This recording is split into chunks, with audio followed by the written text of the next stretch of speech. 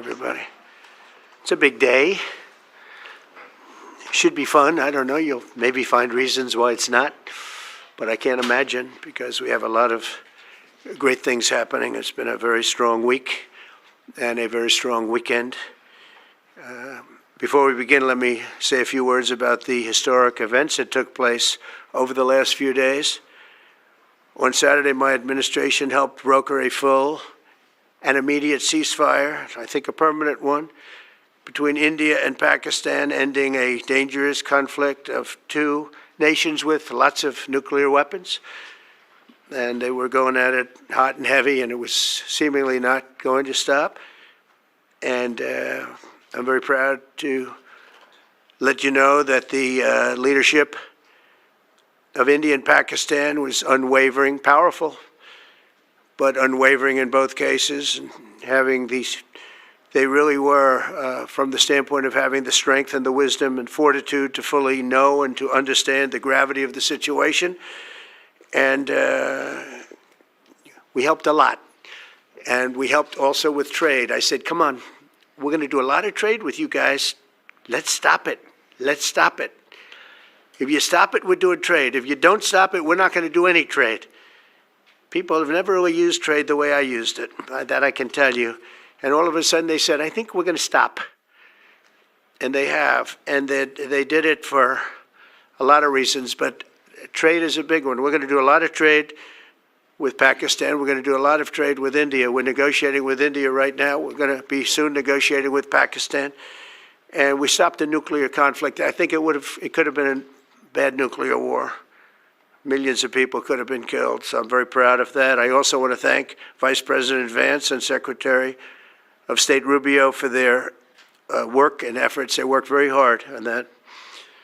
We also, as you know, created a situation where the Houthis, for the first time ever, have ceased firing, and they've let it be known that they're not going to be firing at American ships anymore. Not going to be firing at Americans anymore. This was a heavy barrage that lasted for approximately 50 days. And as you know, they've been in war essentially for forever. But over the last 10 years, they've been very difficult for other countries. Nobody was able to do what we did. But they stopped, and we take their word for it. Their surrogates and them directly said, we don't want to do this anymore. And so we were satisfied with that. In addition, yesterday we achieved a total reset with China after productive talks in Geneva. Both sides now agreed to reduce the tariffs imposed after April 2nd to 10% for 90 days as negotiators continue on the largest structural issues.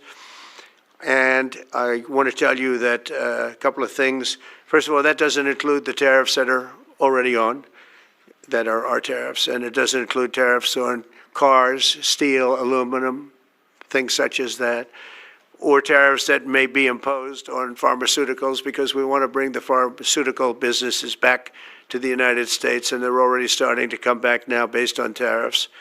Because they don't want to pay 25, 50, or 100% tariffs, so they're moving them back to the United States. I spoke to Tim Cook this morning, and he's going to, I think, even up his numbers, $500 billion. He's going to be building a lot of plants in the United States for Apple, and we look forward to that. I really do look forward to that. But the talks in Geneva were very friendly. The relationship is very good. We're not looking to hurt China. China was being hurt very badly. They were closing up factories. They were having a lot of unrest. And they were very happy to be able to do something with us. And the relationship is very, very good. I'll speak to President Xi maybe at the end of the week. We have some other things we're doing.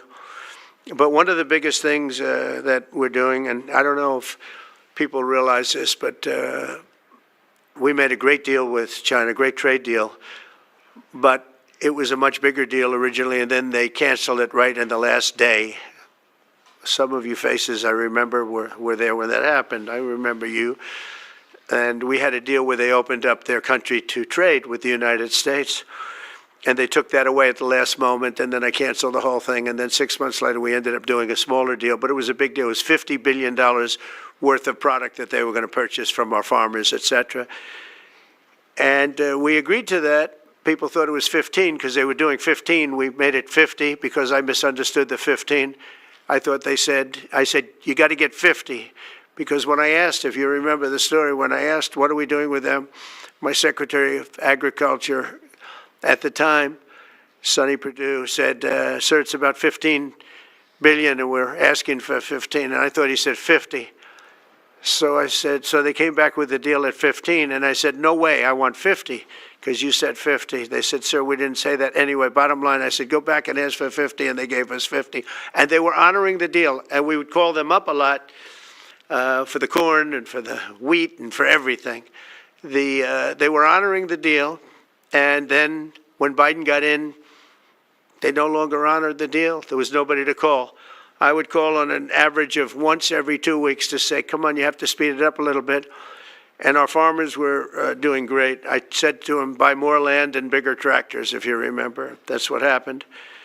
But the deal was a very good deal. But the best part of the deal was that we opened up China. China agreed to open itself up to American business to go in. And it would have been a great thing, I think, for China. They would be able to see things that they haven't seen. They would be able to buy products that they had never been able to buy. Would have been great for American business. I think it would have brought unity between China, better unity between China and the United States.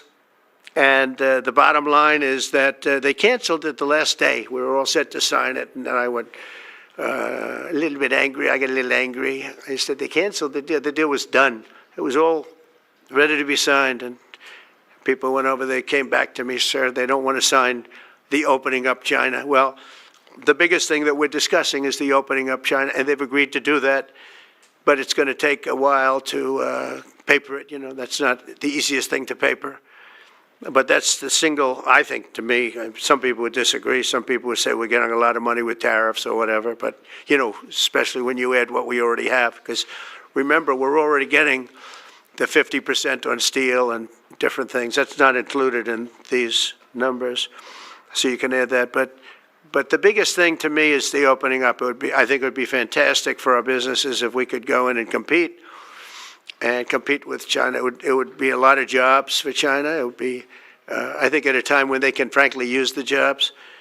And that's what we're talking about. So that's a very, very important element to add. So when Scott, I watched him speak the other day, and I think he didn't want to say it, but I said, it's okay to say it. Look, if we don't get it, we don't get it. But if we don't get it, it won't be a positive thing.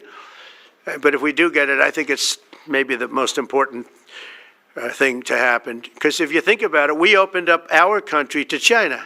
They have very few restrictions. And they didn't open their country to us. Never made sense to me. It's not fair. And they've agreed to open China, fully open China. And I think it's going to be fantastic for China. I think it's going to be fantastic for us. And I think it's going to be great for unification and peace. China will also suspend and remove all of its non-monetary barriers. They've agreed to do that.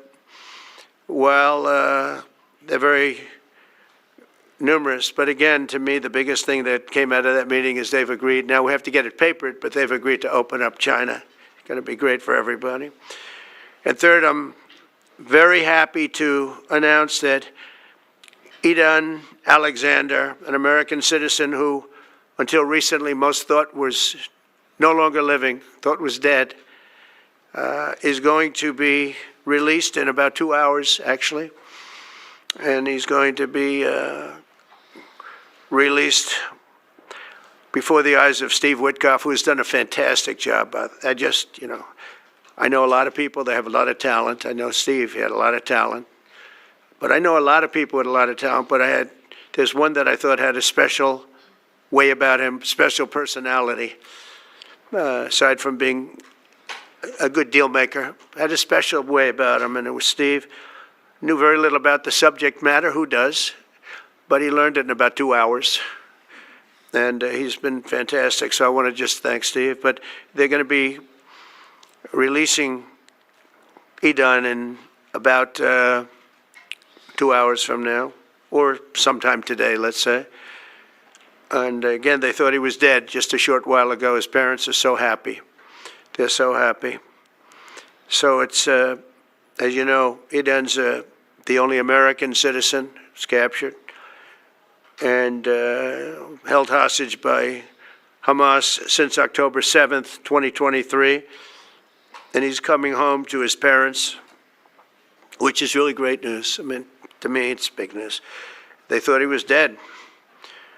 So that's that. So we'll be heading there, and we'll be seeing 3 primary countries. You know all about that: Saudi Arabia, UAE, Qatar.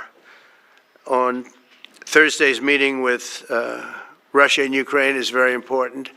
I was very insistent that that meeting take place. I think good things can come out of that meeting. Stop the bloodshed of the horrible, it's a bloodbath.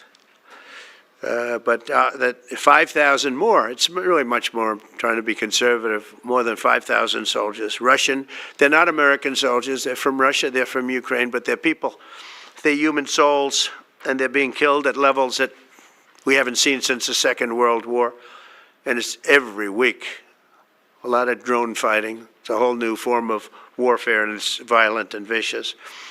And so that's it. I'd like to go back to China just for a second. They're very heavy on the fentanyl. We're charging them, as you know, 20% for the fact that they send fentanyl into our country. And they've agreed that they're going to stop that. And, you know, they'll be rewarded by not having to pay, hundreds of billions of dollars in tariffs. So the fentanyl should stop. It comes from China. It's amazing. And comes through our southern border, comes through our northern border too, comes through Canada, and comes through our southern border, much more through the southern border. But so that's a very important subject to me, because everybody in this room has lost friends or people that have family members that have died of fentanyl. So there's a big incentive for China to stop, and I take them at their word. They're going to work on that, I think, very hard. And one thing, when they work on something, they get it done. So now I'm about to depart on a historic visit. Some of you are going with us to, as I said, Saudi Arabia, Qatar, and United Arab Emirates. Before I do, I'll sign one of the most consequential executive orders in our country's history. I don't think there's ever been anything signed like this, certainly not with respect to health care, nothing even close. I'm delighted to be joined on this occasion by Secretary of Health and Human Services Robert F. Kennedy, Jr., who is doing a really good job, I have to tell you that.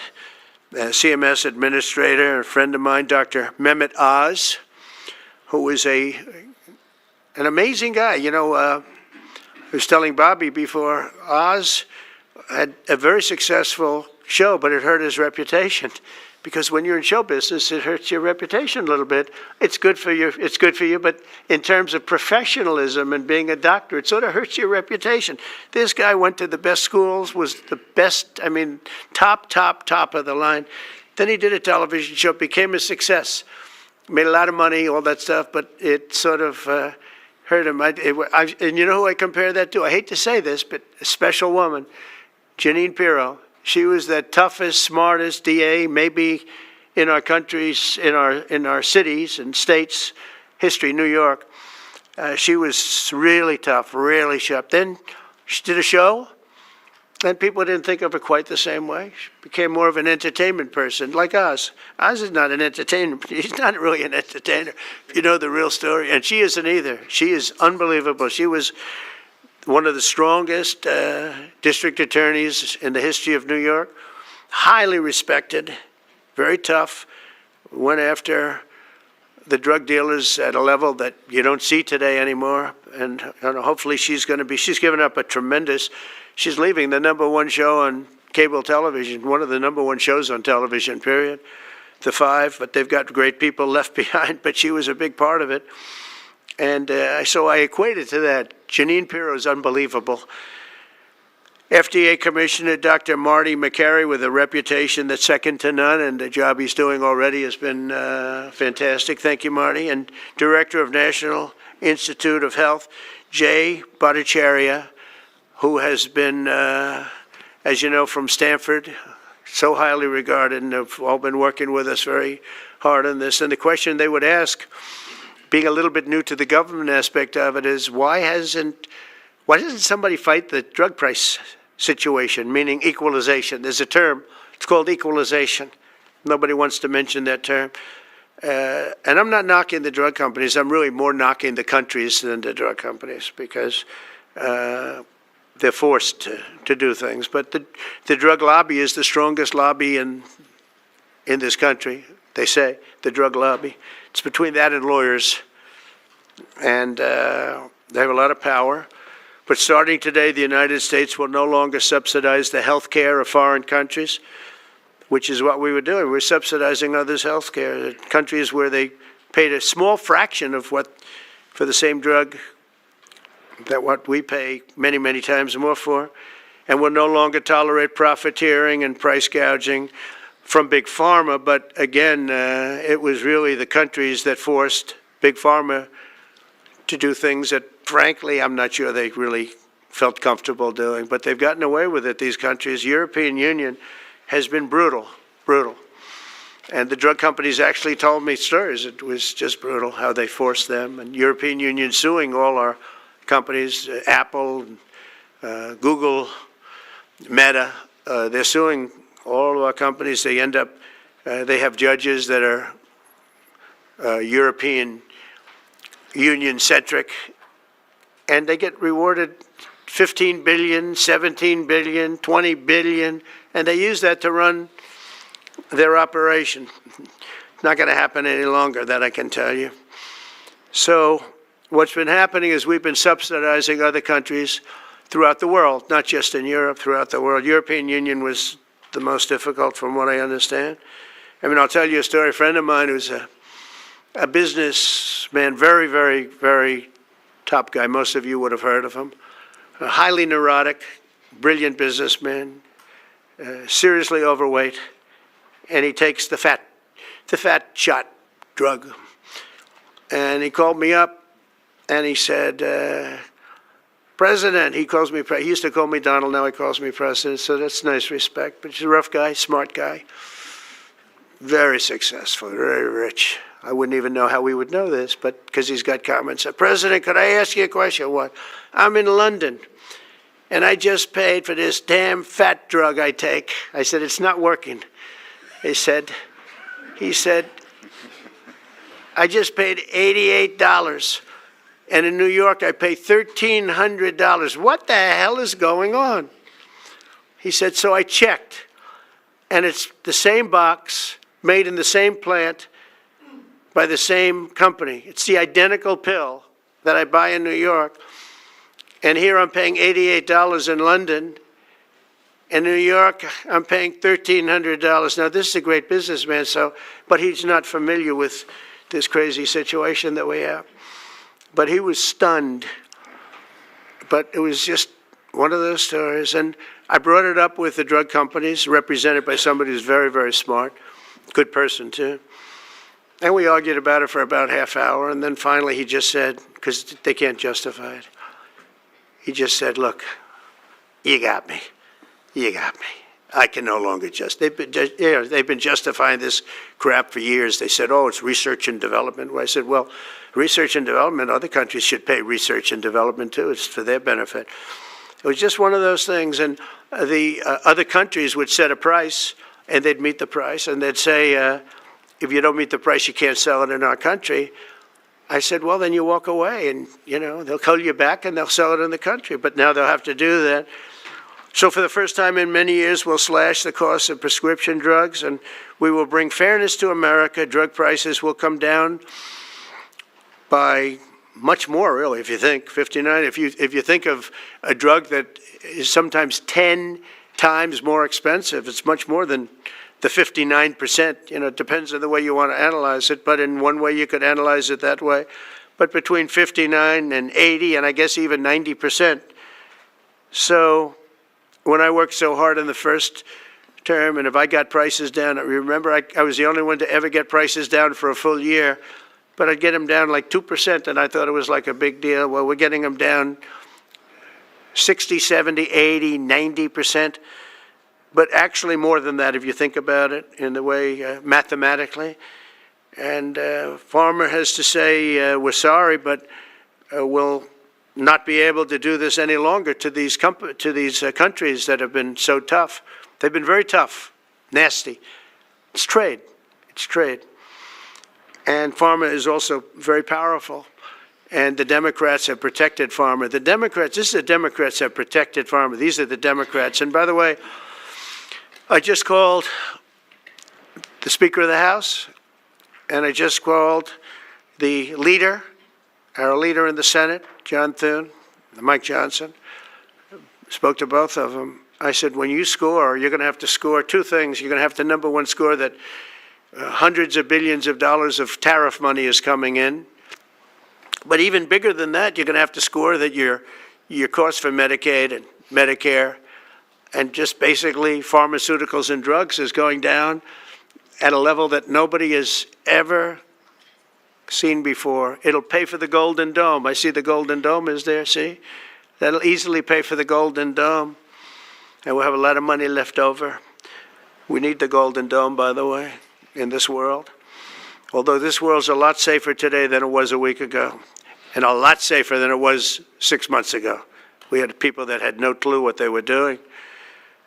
So today Americans spend 70% more for prescription drugs than we spent in the year 2000. Think of that. Our country has the highest drug prices anywhere in the world by sometimes a factor of 5, 6, 7, 8 times. It's not like they're slightly higher. They're 6, 7, 8 times. There are even cases of 10 times higher. So that you go 10 times more expensive for the same drug, that's big numbers. Even though the United States is home to only 4% of the world's population, pharmaceutical companies make more than 2/3 of their profits in America. So think of that. With 4% of the population, the pharmaceutical companies make most of their money, most of their profits from America. That's not a good thing. Now, I think, by the way, I have great respect for these companies and for the people that run them. I really do. And I think they did one of the greatest jobs in history for their company, convincing people for many years that this was a fair system. And nobody really understood why, but I figured it out. For years, pharmaceutical and drug companies have said that research and development costs were what they are, and for no reason whatsoever. They had to be borne by America alone. Not anymore, they don't. This means American patients were effectively subsidizing socialist healthcare systems in Germany, in all parts of the European Union. They were the toughest of all. They were nasty. And I see that. I see that with trade, too. European Union is in many ways nastier than China, okay? And we've just started with them. Oh, they'll come down a lot. You watch. We have all the cards. They treated us very unfairly. They sell us 13 million cars. We sell them none. They sell us their agricultural products. We sell them virtually none. They don't take our products. That gives us all the cards, and very unfair. So they're going to have to pay more for health care, and we're going to have to pay less. That's all it is. And believe it or not, because it's really the world we're talking about, not just the European Union, but because it's the world, the numbers are for the healthcare company not as bad as you would think. They'll make the same. I think the healthcare companies should make pretty much the same money. I really don't believe they should be affected very much, because it's just a redistribution of wealth. It's a redistribution where it could be the same top line, but it's going to be distributed differently. Europe's going to have to pay a little bit more. The rest of the world's going to have to pay a little bit more, and America's going to pay a lot less. Again, because it's a much smaller population than when you think of the whole world. So basically what we're doing is equalizing. There's a new word that I came up with, which I think is probably the best word. We're going to equalize. We're all going to pay the same. we're going to pay what Europe's going to pay. We're going to all pay. Now, there may be some countries in dire need, and I would be willing to sacrifice that and help them. But it's called most favored nation. We are going to pay the lowest price there is in the world. We will get whoever is paying the lowest price, that's the price that we're going to get. So remember that. So we're no longer paying 10 times more than another country. Whoever is paying the lowest price, we will look at that price and we will say that's the price we're going to pay. Most favored nations, that's what it is. One breast cancer drug costs Americans over $16,000 per bottle, but the same drug from the same factory, manufactured by the same company, is 1/6 that price in Australia and 1/10 that price in Sweden. 1/10 for the identical product. A common asthma drug costs almost $500 here in America, but costs less than $40 in the United Kingdom. So $40 in the United Kingdom, which is where this gentleman told me he paid a small amount for his shot. But think of that. So $40 versus $500 here. That's not even bad. There are much worse examples. And the weight loss drug, Ozempic, costs 10 times more in the United States than in the rest of the developed world. 10 times more. Why? Why? What did we do? Suckers. But we never had a president that had the courage to do this. And nobody knew the system like I do. I mean, I've gotten to know this system so well. And I don't think it's fair that it benefits Obamacare. Obamacare is a failure. It's not a good health care. It works. I made it work. I had an obligation to make it work, or an obligation to let it die. I chose that we had to make it work. I had to make it as good as possible. And I had a choice. I could have let it fail or make it as good as possible. As good as possible means it was still not very good, but it survived. And we did the right thing. But this makes everything work. And I don't want to have a bad form of health care work because of the fact I was able to cut drug prices by 80 or 90%. So we're going to maybe come up with something. I think this gives the Republicans a chance to actually do a health care that's much better than Obamacare and for less money, which if you guys would work on that along with Congress. But I do want to say that Democrats could have done this a long time ago. They have fought like hell for the drug companies, and they knew they were doing the wrong thing. And it's going to be very hard. I was just telling the leader and the speaker that it's going to be very hard for the Democrats to vote against the one big, beautiful deal. The greatest tax cuts in history, greatest everything, but now you have the big drug prices because that's going to be included. It makes that whole situation different from a scoring standpoint. I just told them, I called them up about this. I said, I'm going to do something that's going to be very monumental, and you're going to be scoring. You better tell your people that this is going to score really well. And then add hundreds of billions of dollars in tariffs to your list also. But as big as the tariffs are, this is something that really hits quickly. 5 years ago, I signed an executive order to confront this disaster, but only confront it in a minor way. It was a good confrontation, but never to this extent. And it took people a little while to understand a very complicated system. But Joe Biden, without any knowledge of what he was doing, terminated the policy and then pretended to negotiate under a new system. And then you take a look, 5 out of the 10 drugs that he negotiated are now over 200% more expensive in America than the rest of the world, and far more expensive than when he even got involved.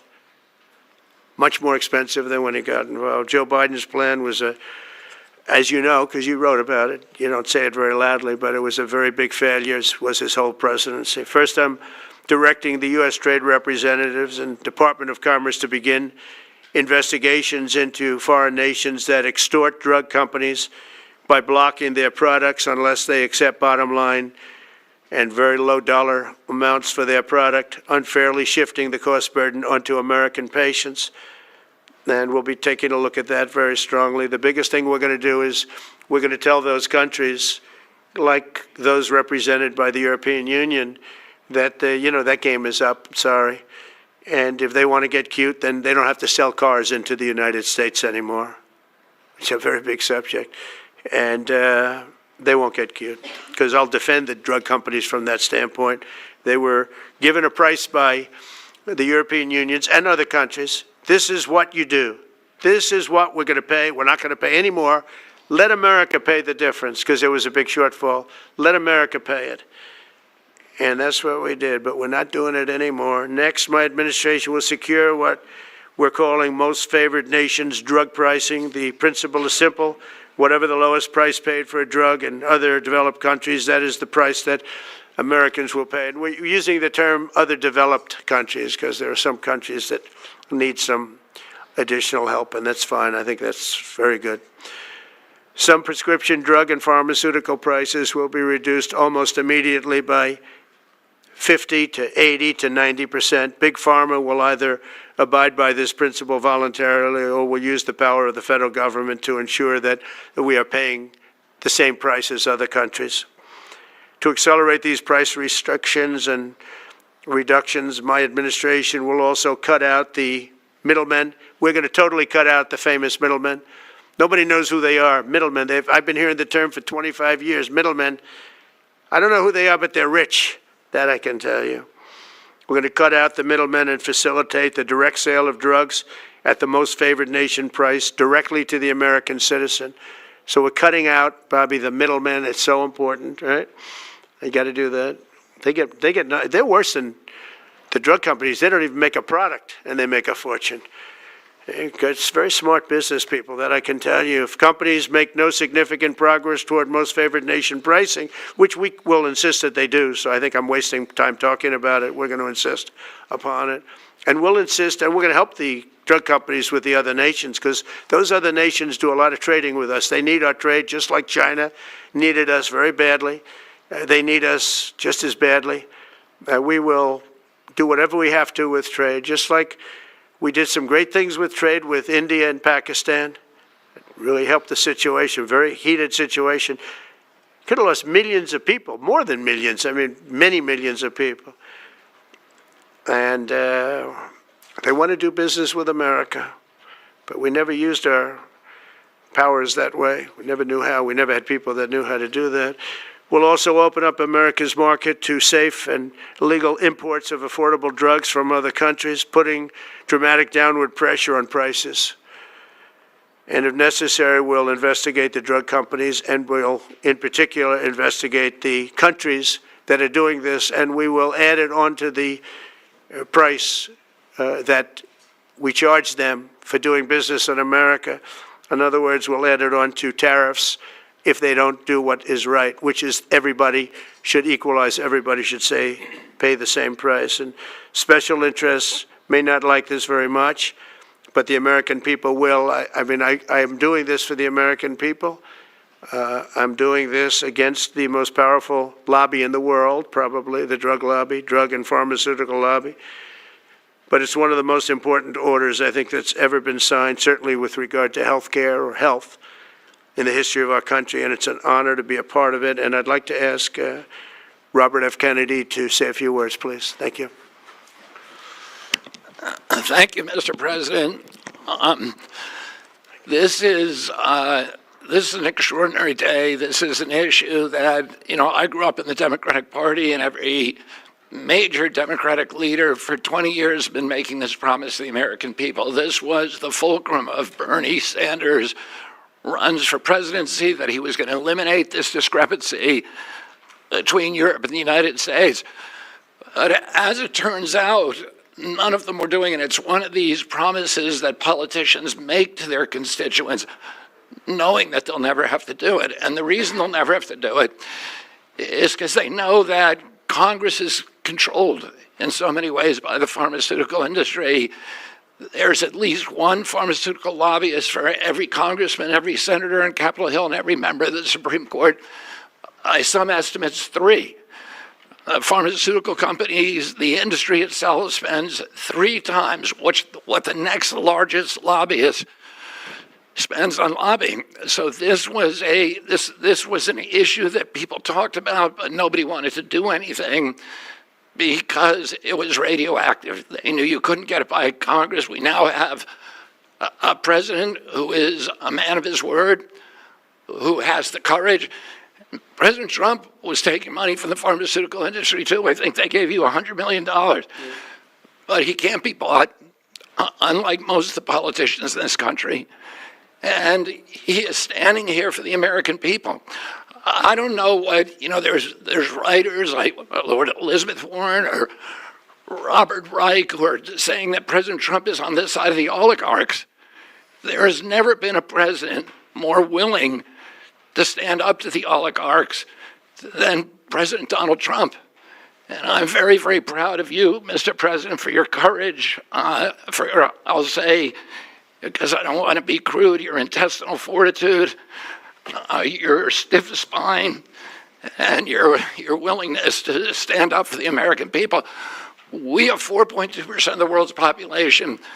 Our country represents 75% of the revenues for pharmaceutical companies. We spend in our country $1,126 per capita on drugs. In Britain, they spend about $240. They spend 1/5 of what we do. And this is true across Europe. And the drug companies, Europeans, if you ask them, it made no sense what they were saying. America has to pay for this innovation or it's not going to happen. What President Trump is saying to our European partners is you've got to raise the amount that you're paying for those drugs and pay for your share of the innovation.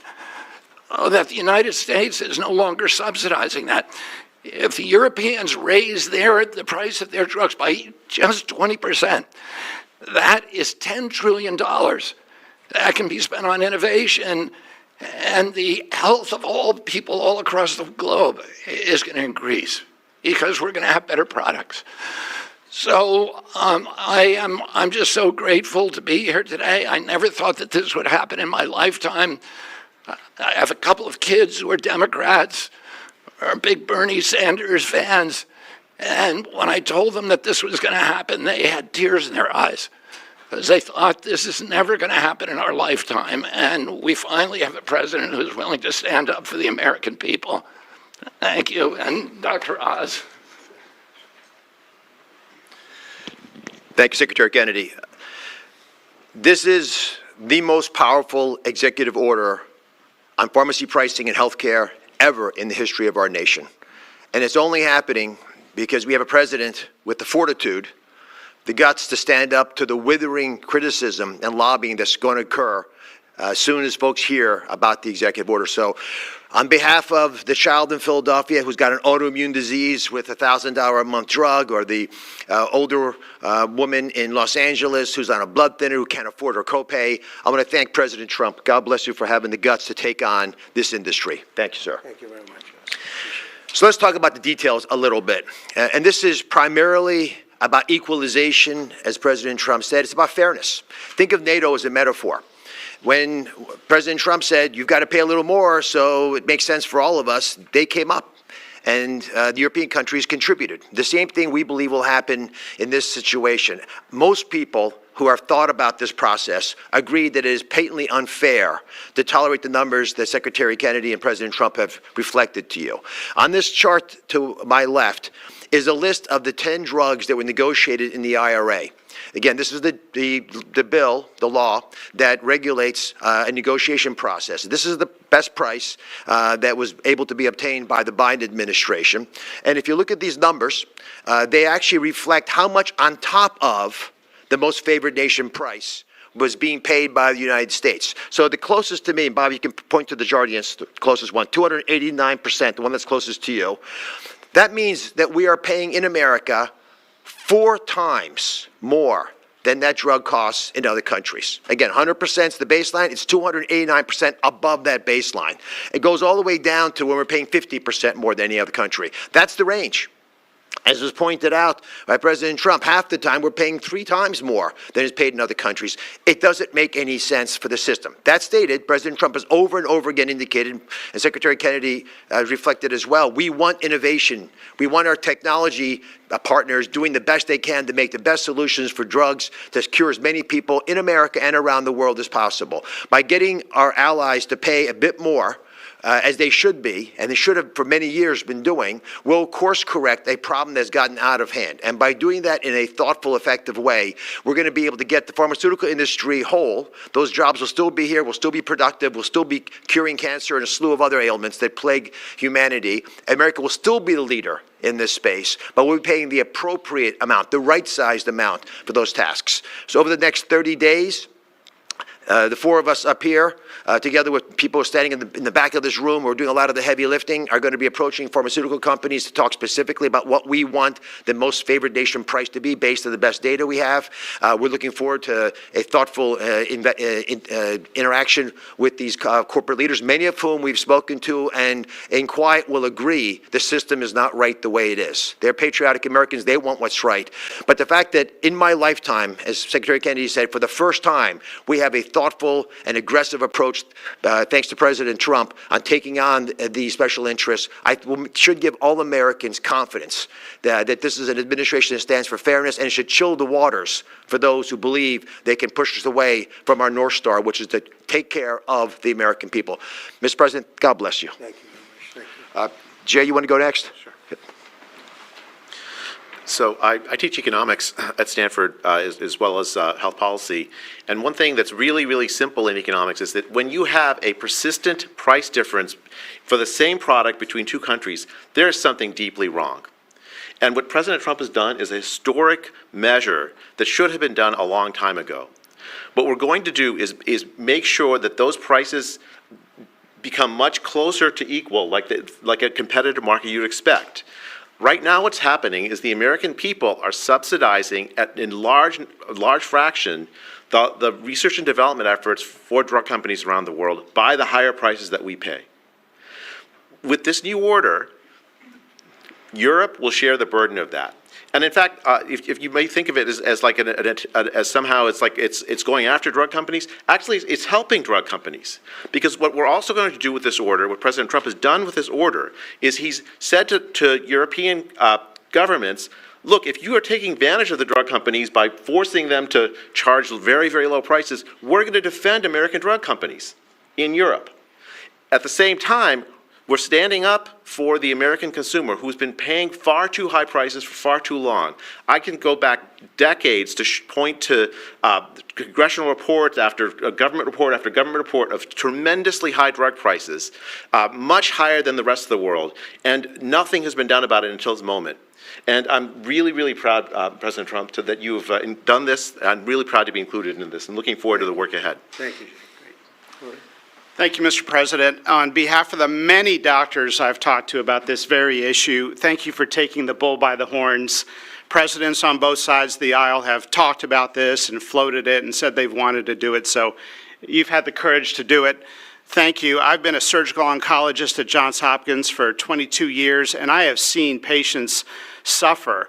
We didn't take an oath to heal patients and then watch their life get ruined financially, with their home, mortgage, retirement, going down the drain with GoFundMe campaigns, raising money from church communities and synagogues and friends they haven't seen in 20 years to try to raise money for what? For a system where Americans have been getting ripped off by 10, 12, 15 times higher prices than we see in other countries?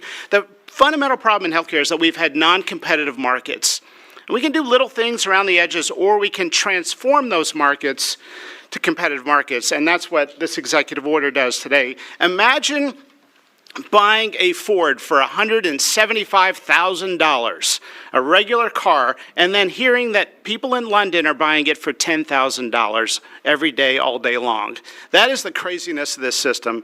We're going to do everything we can at the FDA to support this executive order. It's transformative. Thank you, Mr. President. Thank you. Thank you very much. So thank you very much, everybody. I think it's a very important day. In many ways, you have, we'll start with the Houthis. We go to Pakistan and India. We go to what we did with China, the trade deal, and with UK. And by the way, many other deals are coming in very much. At a certain point, we'll just set the price because we know where we are.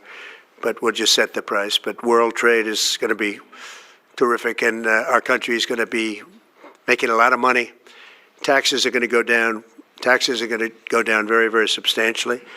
But you look at all of the things that we've done, and now today I'm heading over. We'll see what we're going to do with respect to Iran. I think you have very good things happening there, too, by the way. I think they can't have a nuclear weapon, but I think that they are talking intelligently. We're in the midst of talking to them, and they're right now acting very intelligent. We want Iran to be wealthy and wonderful and happy and great, but they can't have a nuclear weapon. It's very simple. So I think they understand that I mean business, and I think they're being very reasonable thus far. And don't underestimate Thursday in Turkey. President Erdogan is going to be a great host, and we are doing some work with him having to do with Syria, too, by the way. We're going to have to make a decision on the sanctions, which we may very well relieve. We may take them off of Syria because we want to give them a fresh start. But President Erdogan's asked me about that. Many people have asked me about that because the way we have them sanctioned, it doesn't really give them much of a start. So we want to see if we can help them out. So we'll make that determination. But I think you're going to have maybe a good meeting. You have the potential for a good meeting, that a meeting wasn't going to take place. I insisted that that meeting take place. And it is taking place. And I think you may have a good result out of the Thursday meeting in Turkey between Russia and Ukraine. And I believe the two leaders were going to be there. I was thinking about flying over. I don't know where I'm going to be on Thursday. I've got so many meetings. But I was thinking about actually flying over there. There's a possibility of it, I guess, if I think things can happen. But we got to get it done. We got to save 5,000 lives a week. 5,000 lives is really more than that. It's worse than that. And when you see and you don't want to see it, but when you see the satellite photographs of the battlefield with arms and legs and heads all over the place, separated by 30 yards from bodies, doesn't make sense. Doesn't make sense. So we're working very hard to see if we can end that bloodbath. Okay, there shouldn't be too many questions. It's been covered pretty well. Mr. President, thank you for taking questions. Two quick ones for you, starting on trade. If a longer-term deal is not reached with China at the end of these 90 days, can the American people expect those tariffs to go back up to 145%? No, but they would go up substantially higher. And then on You know, at 145, you're really decoupling because nobody's going to buy. But they can go, they got very high because of additional tariffs I applied during the course because of fentanyl and other things. But no, but they'd go substantially higher. And then on Qatar, Mr. President, I think you will have a deal, however. You're confident that there will be a deal. On Qatar, has Qatar asked for anything in exchange for that $400 million luxury jumbo jet? And how can the American people be so sure that they will not in the future? Well, I think what happens with the plane is that, we're very disappointed that it's taking Boeing so long to build a new Air Force One. We have an Air Force One that's 40 years old. And if you take a look at that compared to the new plane of the equivalent, stature at the time, it's not even the same ballgame. You look at some of the Arab countries and the planes they have parked alongside of the United States of America plane, it's like from a different planet. And it's close to 40 years old, might be more than 40 years old now. And we, when I first came in, I signed an order to get it built. I took it over from the Obama administration. They had originally agreed. I got the price down much lower. And then when the election didn't exactly work out the way that it should have, a lot of work was not done on the plane because a lot of people didn't know. They made change orders that were so stupid, so ridiculous. And it ended up being a total mess, a real mess. And when I came back, I said, by the way, what's going on with the Boeings that are coming in? Well, sir, they're way behind. And they're way behind. They were way behind. Another mess that I inherited from Biden. And it's going to be a while before we get them. And I think Qatar, who we've helped them a lot over the years in terms of security and safety. I think they, and very, very nicely, and I have a lot of respect for the leadership and for the leader, Qatar. And I think they knew about it because they buy Boeings. They buy a lot of Boeings.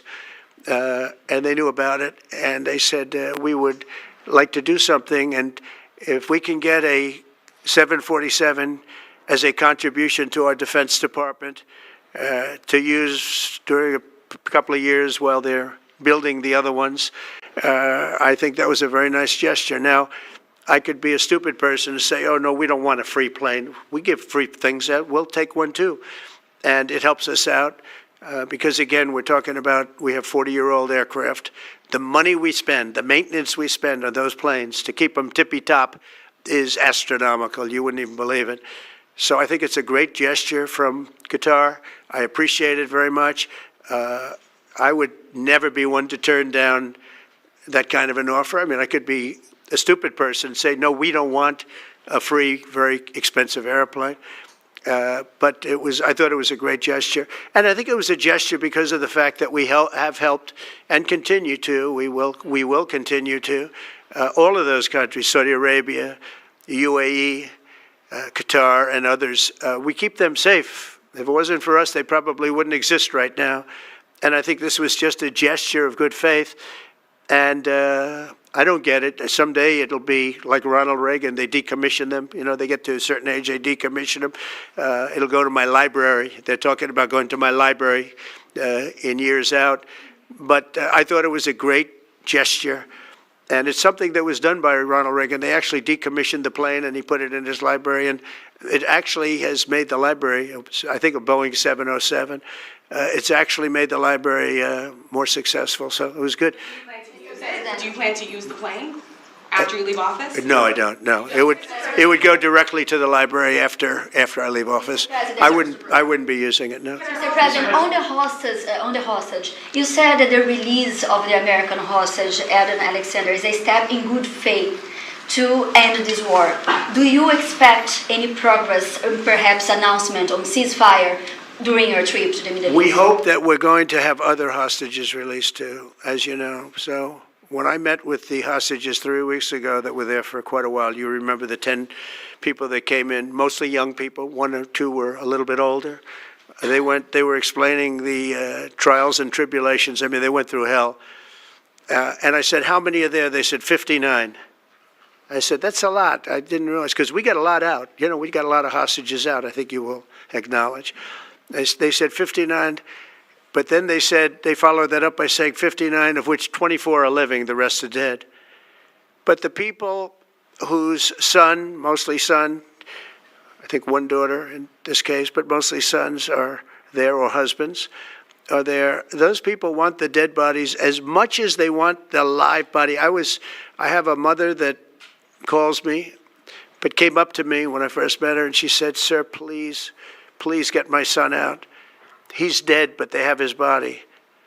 And I asked her about that, and it's as though he were alive. The level of wanting that body back is the same. It couldn't be any more, as though he were alive. So, getting the bodies back is very important. It could be a thing having to do with the religion. It could be same. I was amazed at the level of importance. It's the same as if the son or husband or whatever was alive. So they said 59. In fact, they came in with a number 59 written out on like a sign on their chest. But they came to thank me for getting them out. And I said, what does the 59 mean? They said, well, that means there are 59 people. But then they said, but 24 are living. Now it's 21. The number's 21. So now it's actually, we'll get Eitan today. We think we're getting him today. So it's 20. So they have 20 live hostages there. The rest are dead bodies. Mr. President, are you open to negotiating your tariffs on cars, steel, and aluminum with China or any other country? Well, we're not even talking about that. We're bringing the car business back into this country. We have commitments, not only commitments, they've already started construction on many plants.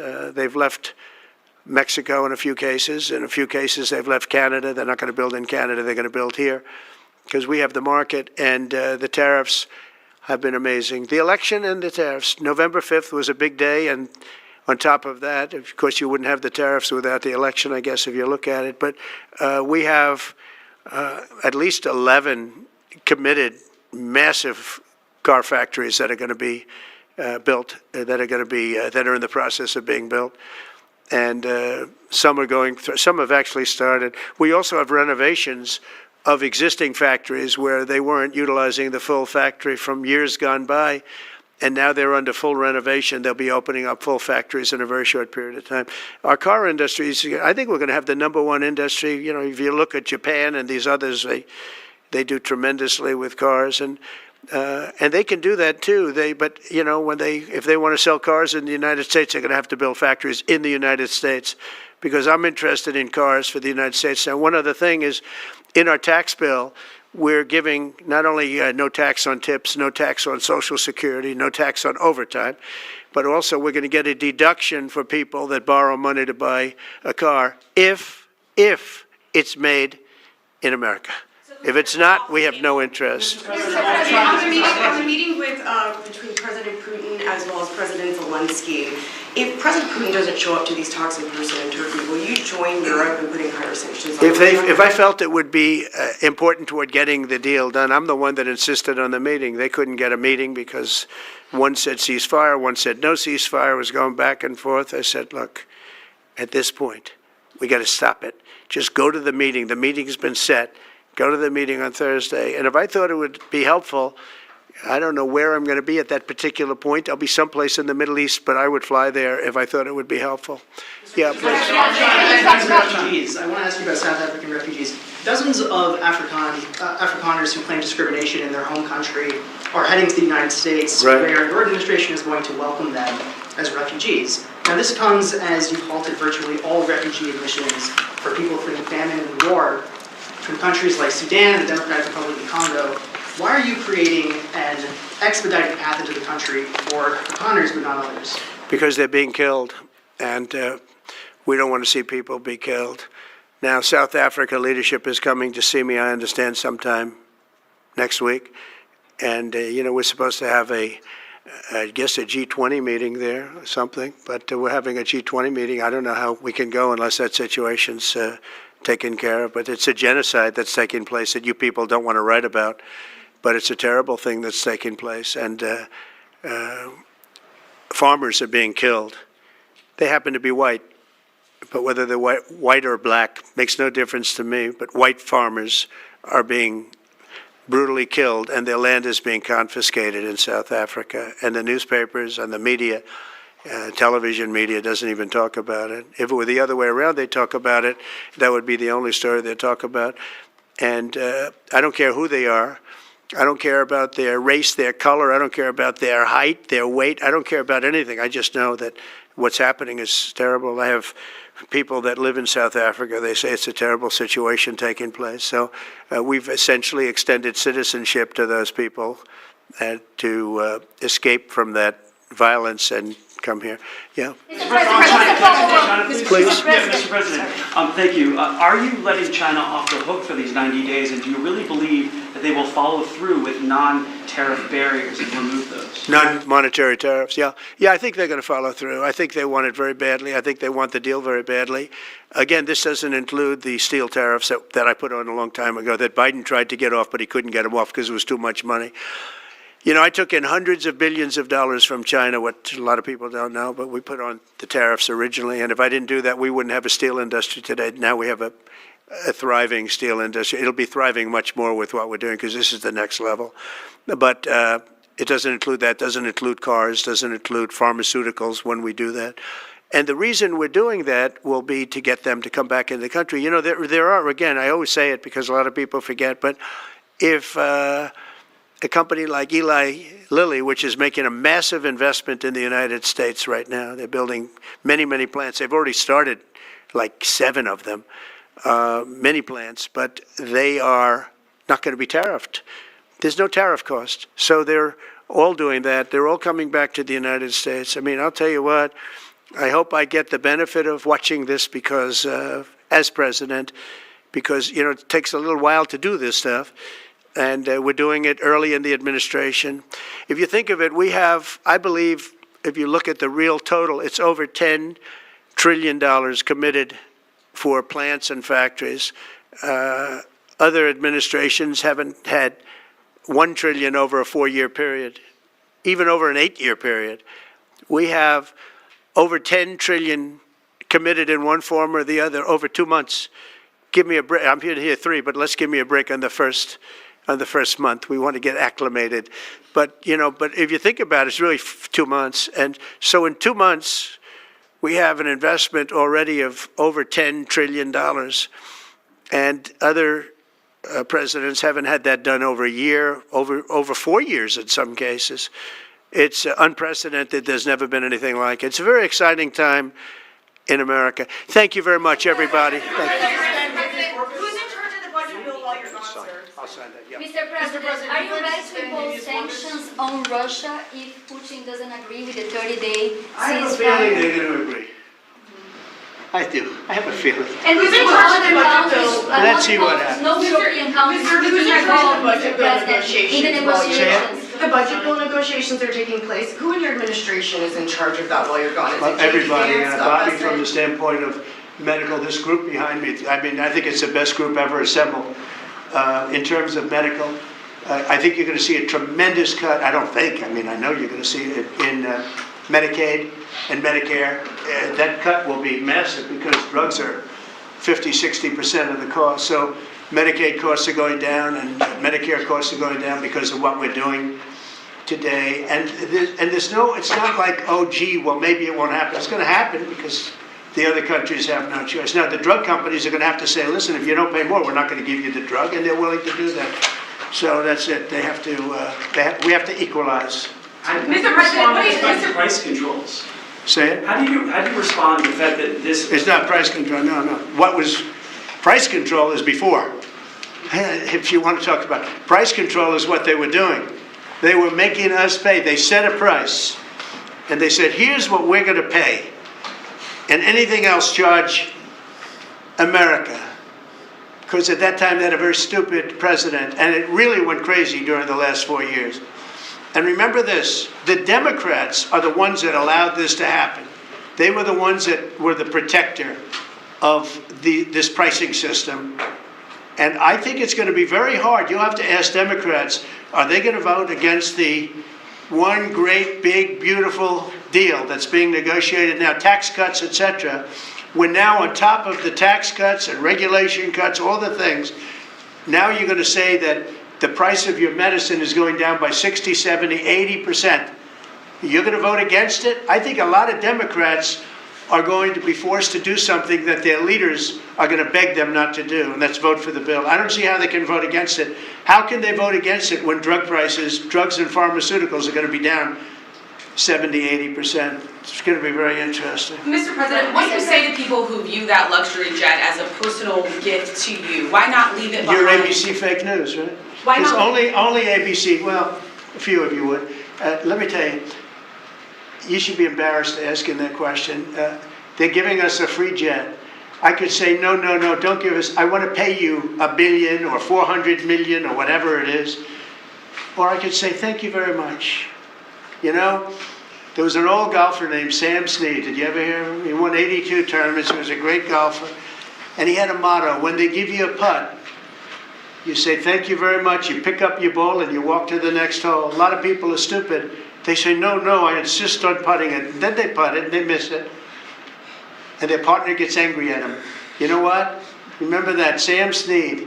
When they give you a putt, you pick it up and you walk to the next hole and you say, thank you very much. Respectfully, sir, as a businessman, some people may look at this and say, have you ever been given a gift worth millions of dollars and then not received anything? It's not a gift to me, it's a gift to the Department of Defense. And you should know better, because you've been embarrassed enough, and so has your network. Your network is a disaster. ABC is a disaster. Here is the bill. Bobby, come on over here. Now you're talking about trillions and trillions.